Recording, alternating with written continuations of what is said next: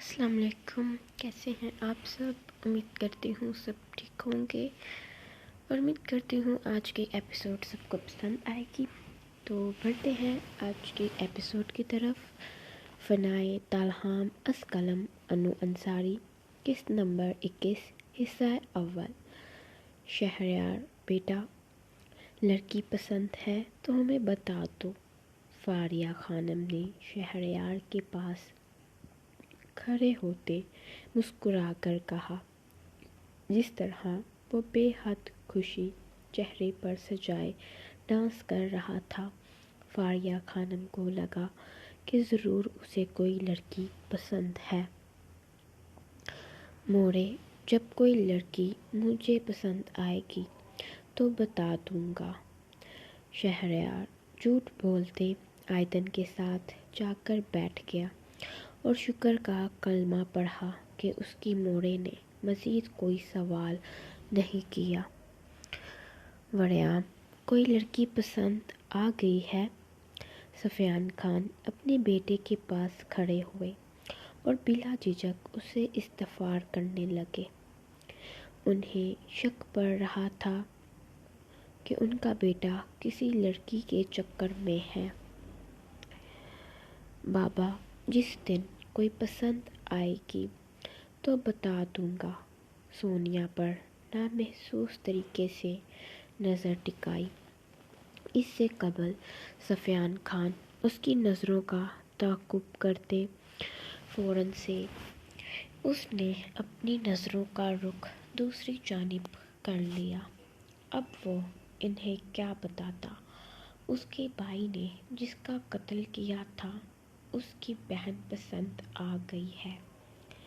نمیرا، بس آج کی رات، پھر ہم ہمیشہ ہمیشہ کے لیے آئندن احسان تیمور خان زادہ کی ہو جاؤ گی۔ مکمل طور پر آئندن کے لبوں پر مسکراہٹ جیسے چپک گئی تھی۔ وہ چاہتا تھا جلد از جلد رخصتی ہو اور اس کی بیوی اس کے پاس آ جائے۔ دوسری طرف نمیرا خاموشی سے بیٹھی رہی۔ اس نے کسی سوال کا بھی جواب نہ دیا۔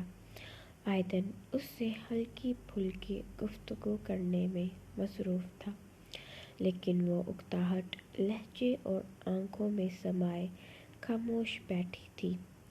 طالہام خان زادہ اپنی 4 فٹی بیوی کا انتظار کر رہا تھا کہ آخر اس کے دیے گئے کپڑوں میں کیسی لگے گی۔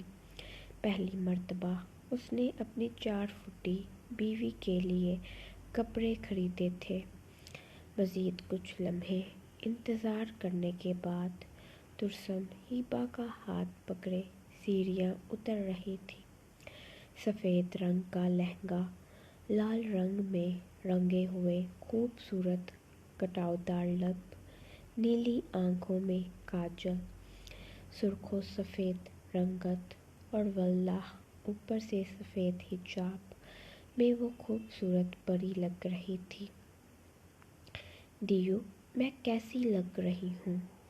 اپنا لہنگا پھیلا کر کمر پر دونوں ہاتھ ٹکائے اور آنکھیں پٹپٹا کر پوچھا۔ طالہام خان زادہ کے پاس الفاظ ختم ہو گئے اپنی 4 فٹی بیوی کی تعریف کرنے کے لیے۔ ٹکٹکی باندھے اس کی جانب دیکھ رہا تھا جب وڑیام آیا اور اس نے اپنی بھتیجی کو گود میں اٹھا لیا۔ طالہام خان زادہ کا چہرہ غصے سے خون چھلکنے کی حد تک سرخ ہو گیا۔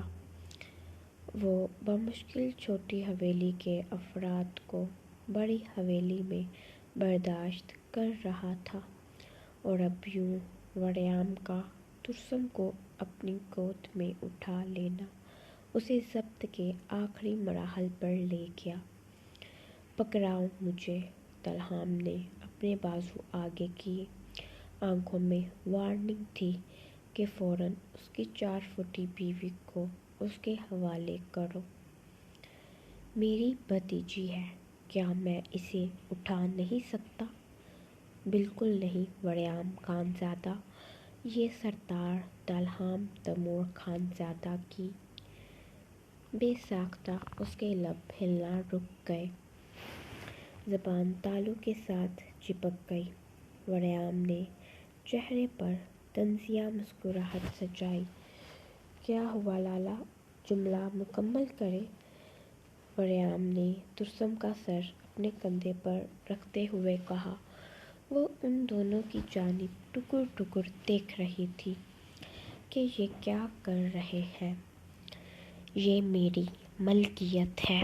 دلہام نے الفاظ ادا کرتے ہی اسے اپنے بازوؤں میں اٹھا لیا اور گھور کر اس کی جانب دیکھا، جیسے اس سے پوچھنا چاہ رہا تھا کہ خاموشی سے اس کی گود میں کیوں تھی۔ یہ کیوں نہیں کہا کہ مجھے دیو کے پاس جانا ہے؟ گندا دیو مت بنو۔ اس کی آنکھوں میں بے پناہ غصہ دیکھ کر چہرے کو ہاتھوں کے پیالے میں تھاما۔ حویلی میں موجود سب مہمانوں کی نظر ان دونوں پر ٹکی ہوئی تھی۔ سب آپس میں گوہر افزائیاں کرنے لگے کہ یہ تو ونی میں آئی ہوئی لڑکی ہے اور سردار اسے گود میں اٹھائے گھوم رہا ہے۔ دلہام ترسم کو گود سے اتارو، سب تمہاری جانب دیکھ رہے ہیں۔ سفیان خان اپنے بھتیجے کے پاس گئے اور سرگوشی نما آواز میں کہا۔ اس نے تعصب سے سر ہلاتے ہوئے اس ننھی سی گڑیا کو نیچے اتارا تو غصے سے اس کی جانب دیکھنے لگی کہ مجھے نیچے کیوں اتارا ہے؟ بہت دلکش لگ رہے ہو۔ اس کا رخسار سہلا کر کہتے ہوئے اپنے بھائی کے پاس چلا گیا، کیونکہ اگر وہ مزید اپنی 4 فٹی بیوی کے پاس رکتا تو لوگوں کو اور بہانہ مل جانا تھا ان کے خلاف باتیں کرنے کا، اور یہ سردار کو ہرگز برداشت نہیں تھا۔ لالا، میں آپ سے پہلی۔ آئندن نے بات ادھوری چھوڑ دی۔ دلہام سمجھ گیا کہ وہ کیا کہنا چاہ رہا ہے۔ اس کے کندھے پر ہلکی سی چپت لگاتے ہوئے بیٹھ گیا۔ گھر کے بڑے رسم کر چکے تھے۔ جیسے ہی تیل اس کے سر پر لگانے لگا، سردار کی 4 فٹی بیوی بھاگتی ہوئی آئی اور نمیرا کے پاس بیٹھ گئی۔ گندے دیو شوہر، میرے بغیر رسم کر رہے ہو؟ آنکھیں چھوٹی کر کے اس کی جانب دیکھ کر تیل کے اندر اپنا پورا ہاتھ ڈبونے لگی تو ریحانہ خانم نے اس کا ہاتھ پکڑ لیا۔ پری، بس 2 انگلیاں تھوڑی سی تیل کے اندر ڈالنی ہے اور پھر نمیرا اور آئندن کے سر پر لگاؤ، پھر تھوڑی سی مہندی اٹھا کر ان کے ہاتھ میں رکھو اور مٹھائی کھلاؤ۔ ریحانہ خانم نے ساری رسم سمجھائی تو وہ بڑی اماں کی طرح ہاں میں سر ہلا کر رسم کرنے لگی۔ ریحانہ خانم، رضیہ خانم، فاریہ خانم اور علینا اس کی اس کیوٹ سی حرکت پر مسکرائی۔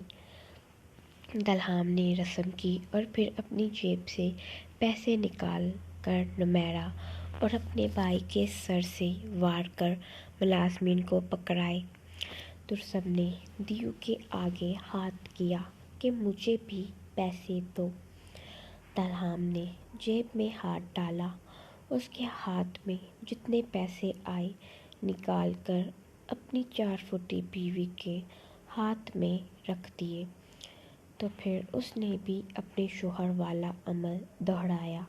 لوگ تو سردار کا اس بچی کے ساتھ رویہ دیکھ کر حد سے زیادہ حیران تھے۔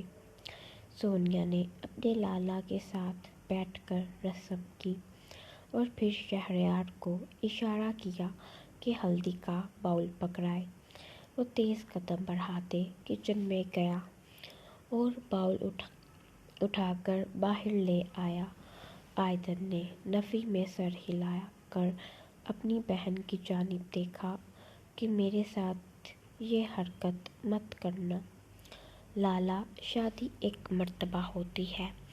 سونیا نے کہتے ہی اپنا پورا ہاتھ ہلدی میں ڈالا اور اپنے بھائی کے دونوں رخسار پر ہلدی لگا کر ہاتھوں پر لگائی اور یہی عمل اپنی بھابھی کے ساتھ کیا۔ سونیا کے بعد شہریار اور وریام دونوں ایک مرتبہ ان دونوں نے ایک دوسرے کی جانب دیکھا اور دل میں سوچا کہ ہماری بیوی ہے ہی نہیں جو ہمارے ساتھ بیٹھ کر رسم کرتی۔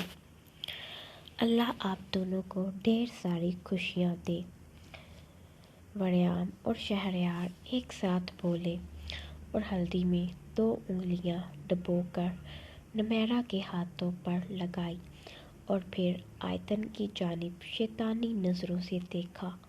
دیکھتے دونوں نے اپنے دونوں ہاتھ باؤل میں ڈالے اور آیتن کے پورے منہ پر ہلدی لگا دی۔ اس سے قبل وہ انہیں پیچھے کرتا انہوں نے آیتن کے سارے کپڑے خراب کر دیے۔ تیری تو کیا میری تو شادی ایک بار ہوتی ہے۔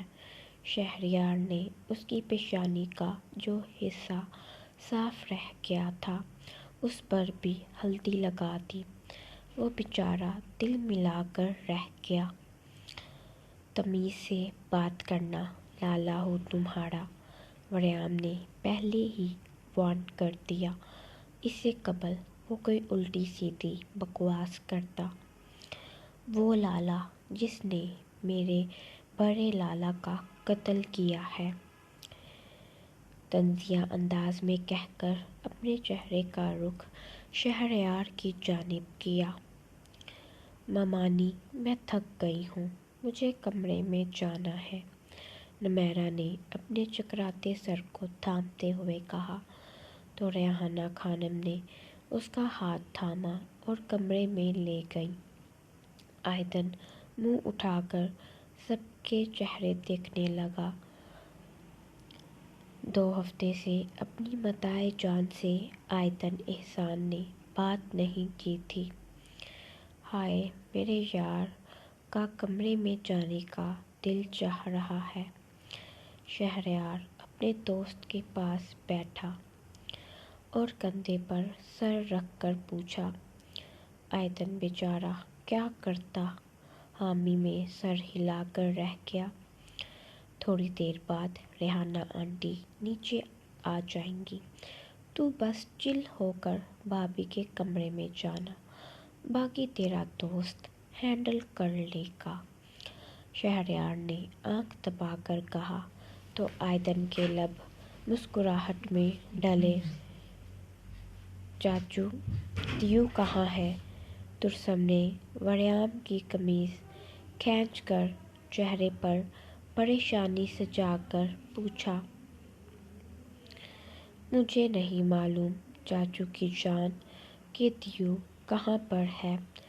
وریام اسے گود میں اٹھانے لگا۔ اپنی بھتیجی کے پیچھے سردار کو دیکھ کر اس نے آنکھیں گھمائیں۔ وہ سائے کی طرح اس کی بھتیجی کے پیچھے رہتا تھا۔ رات ہو گئی ہے، اپنے کمرے میں جا کر سو جاؤ۔ طلحام نے اسے کمرے کی جانب اشارہ کیا تو وہ منہ بنا کر پاؤں پٹکتی ہوئی ناراض ہو کر کمرے میں چلی گئی۔ سردار بھی مردان خانے چلا گیا۔ 2 گھنٹے بعد سب مرد مردان خانے میں تھے اور عورتیں بڑی حویلی کے اندر موجود تھیں۔ وریام حویلی داخل ہوا اور کچن میں گیا جہاں سونیا اپنے لیے کافی بنا رہی تھی۔ اللہ پوچھے میک اپ بنانے والوں سے چڑیل کو بھی پری بنا دیتے ہیں۔ وریام نے کپ پکڑا اور اس میں کافی، چینی اور کچھ پانی کے قطرے ڈال کر مکس کرنے لگا۔ اللہ پوچھے گز بڑی لمبی زبان والوں سے جو ہر وقت بکواس کرتے رہتے ہیں۔ دانت پیستے ہوئے چمچ حد سے زیادہ تیز کپ میں ہلانے لگی، جیسے کپ کے اندر کافی نہیں وڑیام خان زادہ ہو۔ بالکل صحیح کہا، کچھ لوگوں کی زبان بہت لمبی ہے۔ سونیا کو سرتا پاؤں دیکھ کر اس نے بھی چمچ چلانے کی رفتار تیز کر لی۔ ایک لمحے کے لیے سونیا کا دل چاہا کہ وہ کپ ہی اس کے سر میں مار دے۔ یہاں سے دفع ہو جاؤ۔ اگر میں یہاں سے دفع نہ ہوا تو کیا کرو گی؟ اپنی قاتل آنکھوں سے مارو گی یا پھر اپنی اداؤں سے؟ وڑیام جو اس کے پیچھے کھڑا تھا، سونیا اس کے الفاظ سن کر جھٹکے سے اس کی جانب مڑی، سیدھا اس کے سینے سے ٹکرائی۔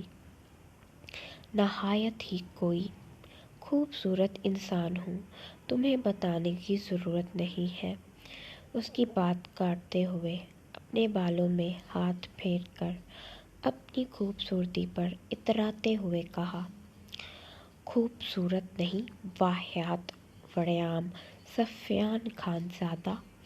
سونیا دوسری جانب جا کر کھڑی ہو گئی۔ وڑیام ڈیٹھ بنا اس کے ساتھ کھڑے ہوتے کافی بنانے لگا۔ سونیا نے دودھ گرم کرنے کے لیے چولہے پر رکھا تو وڑیام نے بھی چولہے پر دودھ رکھ دیا۔ میری نقل کیوں اتار رہے ہو؟ اف خوبصورت مغرور خانزادی، میں تمہاری نقل نہیں اتار رہا بلکہ اپنے لیے کافی بنا رہا ہوں، آنکھ دبا کر کہتے ہوئے دودھ کپ میں ڈالا اور گرم گرم کافی لبوں کے ساتھ لگائی۔ کچھ زیادہ ہی فری نہیں ہو رہے تم میرے ساتھ؟ سونیا کو اس کا یوں خود کے ساتھ فری ہونا آگ بگولا کر گیا۔ معلوم نہیں کب تمہارے ساتھ، تمہارے قریب۔ اپنی زبان کو لگام دو وڑیام خان زادہ۔ سونیا اس کا جملہ مکمل ہونے سے قبل ہی چلائی۔ اسے اس قدر وڑیام سے بے باکی کی امید نہیں تھی۔ دودھ کپ میں ڈال کر سونیا غصے سے تلملاتی ہوئی وہاں سے چلی گئی۔ وڑیام کے لب مسکراہٹ میں ڈھلے اور دل کھول کر مسکرایا۔ وہ جانتا تھا وہ محبت کی پہلی سیڑھی پر قدم رکھ چکا ہے۔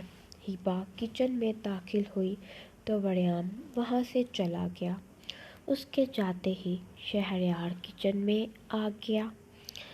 ایک کپ چائے بنا دو، شیلف کے ساتھ ٹیک لگا کر آنکھوں میں جذبات لیے ہیبا کی جانب دیکھتے کہا۔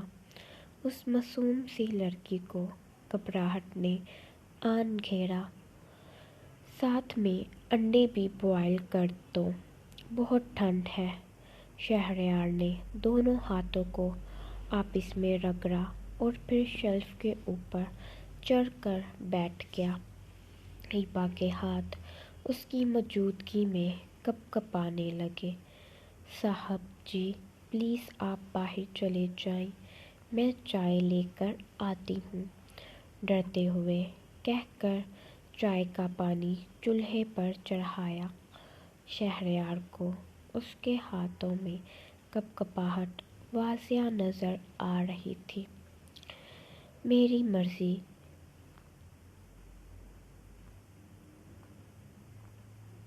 میں جہاں مرضی بیٹھوں، تمہارا کام ہے میرا کہا گیا کام کرنا، تو خاموشی سے جو کام میں نے دیا ہے وہ کرو۔ لہجہ حکمیہ تھا اور نظر چاروں طرف دوڑانے لگا۔ آخر کار اس کی نظریں پھر سے اس معصوم لڑکی پر جا ٹھہرتی۔ کیا ہو رہا ہے یہاں پر؟ سفیان خان اور الطاف خان کچن میں داخل ہوئے تو شہریار ہڑبڑا کر شیلف سے نیچے اترا۔ بڑے بابا، میں چائے بنوانے آیا تھا، سر کھجاتے ہوئے کہا۔ سفیان خان اور الطاف خان نے آنکھیں چھوٹی کر کے اس کی جانب دیکھا۔ وہ بھی اس دور سے گزرے ہوئے تھے کہ اولاد ماں باپ سے اس طرح کے سچ چھپانے کے لیے کتنا جھوٹ بولتی ہے۔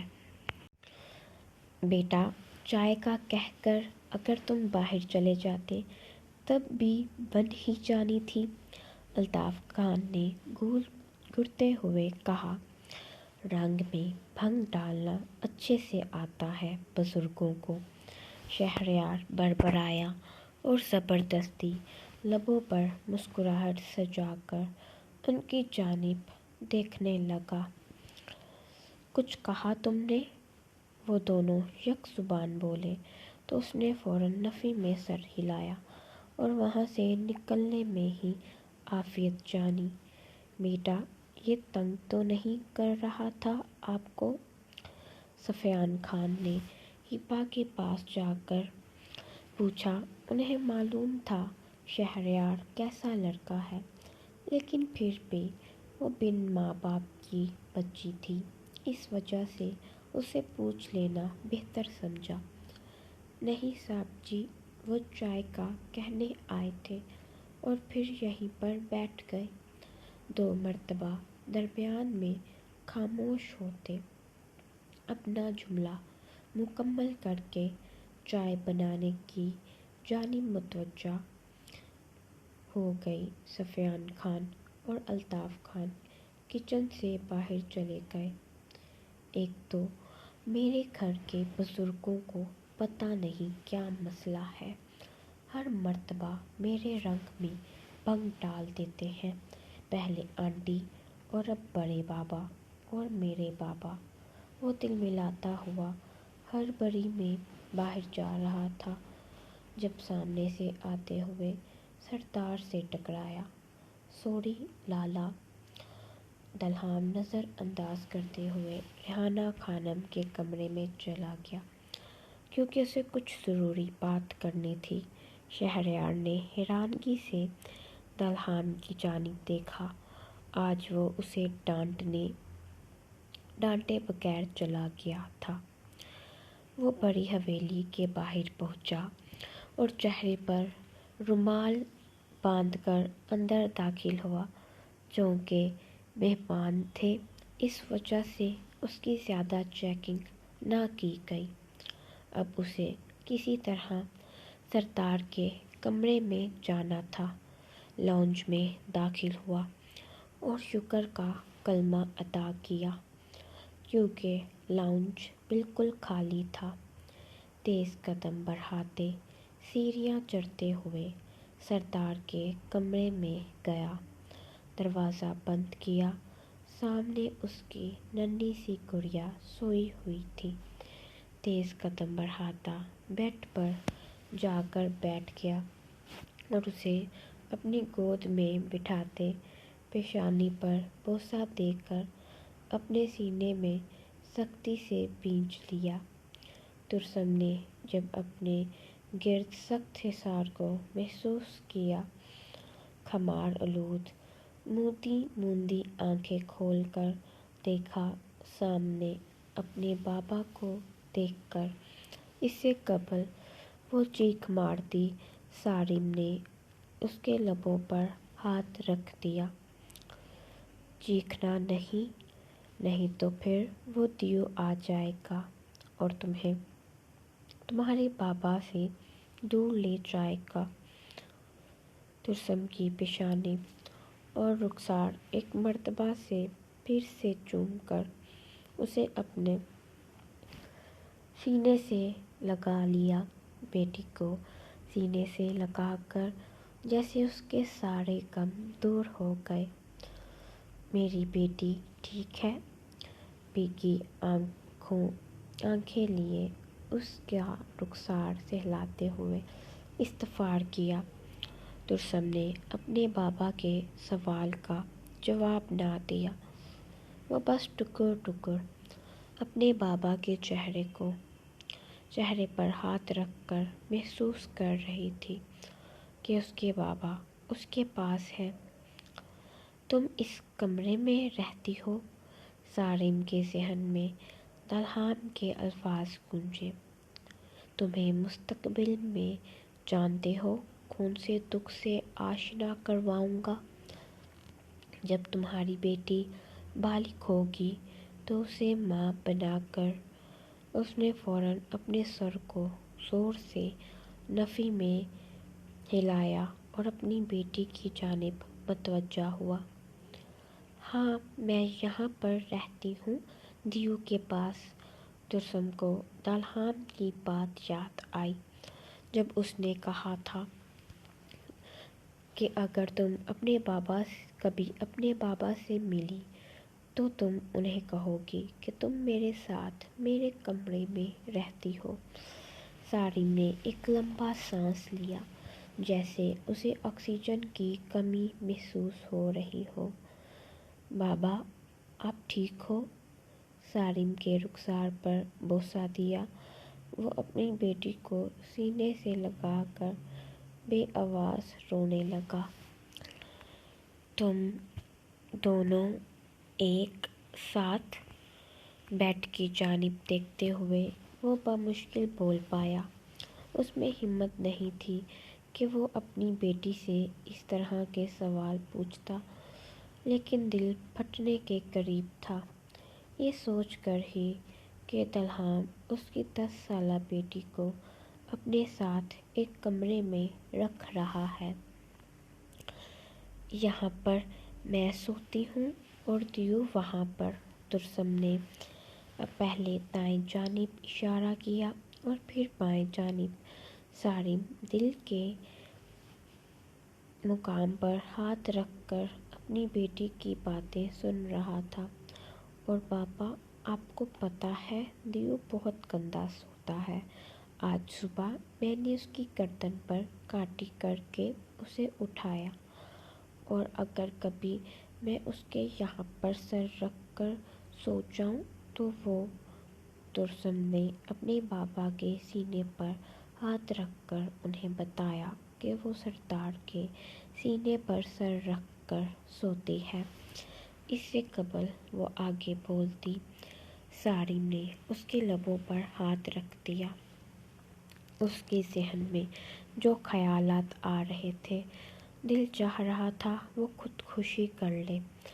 دل میں خود کو ہزار گالیاں نکالیں کہ وہ اپنی بیٹی کی حفاظت نہیں کر پایا۔ خاموش ہو جاؤ۔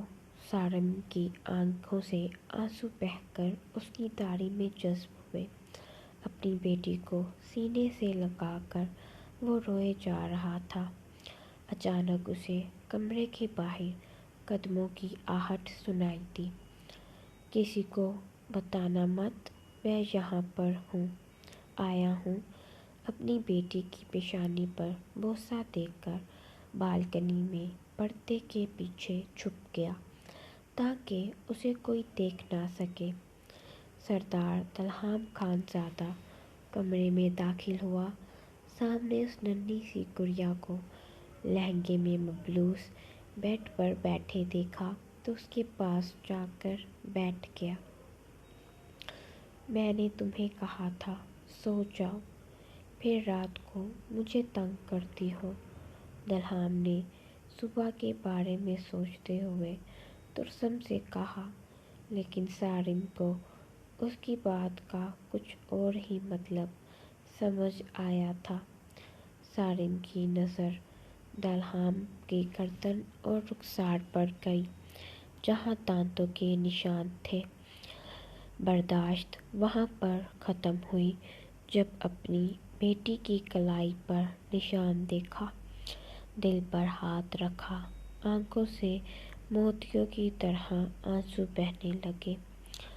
کپڑے نہیں چینج کیے تم نے؟ دلہام اس سے بات کرنے کی کوشش کر رہا تھا، لیکن وہ خاموش بیٹھی ٹکر ٹکر اس کی جانب دیکھتی رہی۔ اس کا دل چاہ رہا تھا وہ اپنے بابا کی گود میں بیٹھے اور ان سے باتیں کرے، ان کے سینے پر سر رکھ کر سوئے جیسے وہ اکثر سوتی تھی۔ دیو ترسم کی آنکھیں نیند کے خمار سے بند ہو رہی تھی، کیونکہ جب وہ کمرے میں آئی تھی تو ملازمہ نے اسے میڈیسن دی تھی جن میں نیند کی گولیاں تھیں، کیونکہ ڈاکٹر نے کہا تھا کہ اسے کچھ دن نیند کی گولی دے۔ یہ جتنی دیر سوئے گی اس کی صحت کے لیے اتنا ہی اچھا ہے۔ غنودگی حد سے زیادہ اس پر سوار ہوئی، سردار کے سینے پر رکھ کر گہری نیند میں چلی گئی۔ دلہام نے اسے بیڈ پر لٹایا تو ترسم کی چین دلہام کے واسکوٹ کے بٹن کے ساتھ اٹک گئی۔ ان دونوں کا چہرہ ایک دوسرے کے قریب تھا۔ صارم کا ہاتھ بے ساختہ پیچھے کی جانب گیا۔ اس کے پیچھے واز تھا جس کی وجہ سے شور پیدا ہوا۔ دلہام نے جھٹکے سے بالکنی کی جانب رخ کیا۔ جاری ہے۔ کیسی لگی آپ کو آج کی ایپیسوڈ؟ تھکاوٹ کی وجہ سے اتنی ہی لکھ پائی ہوں، کل انشاءاللہ کوشش کروں گی آپ کو لانگ ایپیسوڈ دوں۔ ایپیسوڈ پڑھ کر ریویو دینا مت بھولیے گا۔ جنہوں نے میرے چینل کو سبسکرائب نہیں کیا وہ سبسکرائب کر دیں۔ اللہ حافظ۔